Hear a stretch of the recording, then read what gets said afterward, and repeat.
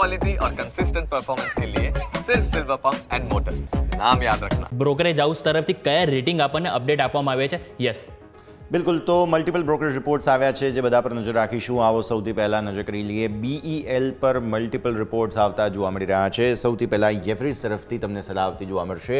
Brokerage રિપોર્ટમાં તેમના દ્વારા કહેવામાં આવ્યું છે રેટિંગ અંડર પરફોર્મનું રાખ્યું છે. તેઓ કહી રહ્યા છે 2060ના લક્ષ્ય.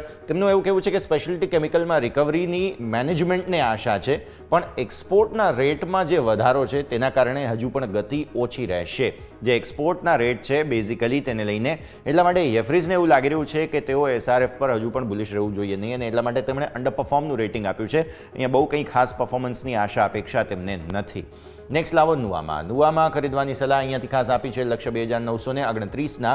તેઓ એમ કહી રહ્યા છે SRF પર કે અનુમાનથી સારા પરિણામ છે અને માર્જિનમાં સારો સુધારો છે. નુઆમાં પોઝિટિવ છે SRF પર, તમે જુઓ. અને એમણે એવું કહ્યું કે એબિટા જે છે તે 9.5% વધ્યા છે, જે ખૂબ જ સારી વાત કહેવાય, અને એટલા માટે તેઓ પોઝિટિવ છે. સ્પેશિયાલિટી કેમિકલ સેક્ટરમાં તેમને વધારે સારી જગ્યા મળી રહી છે. નેક્સ્ટ આવો અદાણી પોર્ટ્સ પર CLSA તરફથી રિપોર્ટ છે. અંડર પરફોર્મનું રેટિંગ આપ્યું છે. તેમણે લક્ષ્ય આપે છે 1764ના.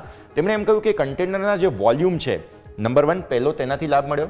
એબિટા ગાઈડન્સ છે તે પણ કંપનીએ વધાર્યું છે, તે પણ તેમને CLSAને પોઝિટિવ લાગી રહ્યું છે. બીજું એમણે કહ્યું કે જે હજીરા પોર્ટ છે, બાકી બધા જ પોર્ટની સામે હજીરા પોર્ટથી સૌથી મોટો લાભ કંપનીને મળ્યો છે અને હજુ પણ મળી શકે છે. એટલે શાઇનિંગ સ્ટાર આ રિપોર્ટમાં શબ્દ પ્રયોગ કરવામાં આવ્યો છે કે શાઇનિંગ સ્ટાર છે હજીરા પોર્ટ, અને માર્જિન હજુ પણ કંપનીના સુધરી શકે છે.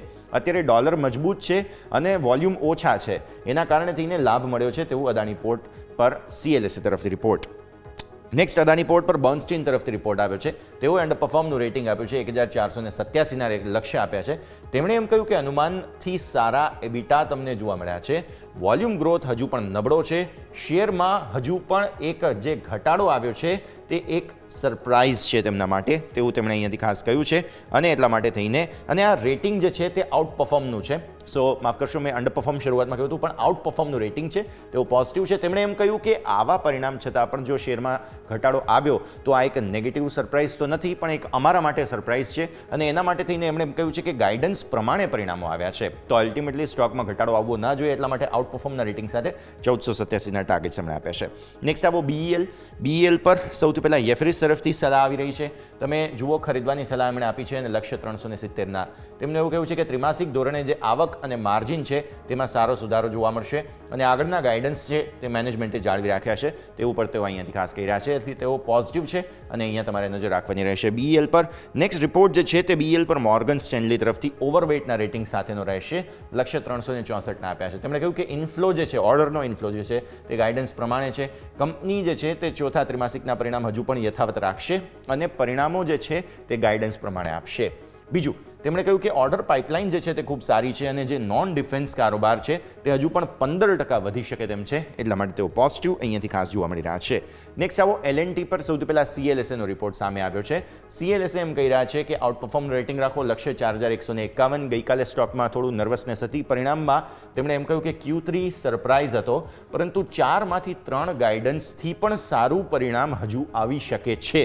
એટલે તેઓ પોઝિટિવ છે અને માર્જિન હજુ પણ સુધરી શકે તેમ છે. ઓર્ડર બુક સારી છે.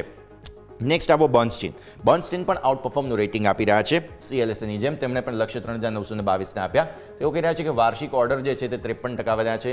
ઓર્ડર ઇન્ફ્લો જે છે તે સતત સારામાં સારો છે, ઇન્ડસ્ટ્રી લીડિંગ અને શ્રેષ્ઠ છે તેવું એમણે કહ્યું. વર્કિંગ કેપિટલ પણ સારી છે અને રિટર્ન્સ પણ ખૂબ સારા જે છે તે વર્કિંગ કેપિટલને ઉપર મળી રહ્યા છે. અને આથી તેઓ એમ કહી રહ્યા છે કે અહીંયાથી ખાસ તમારે જે છે તે ખરીદદારી પર જ નજર રાખવી જોઈએ. તો આ બધા જ મલ્ટિપલ બ્રોકરેજ રિપોર્ટ્સ છે કે જેના પર આજે તમારું ફોકસ હોવું જોઈએ. યોમી.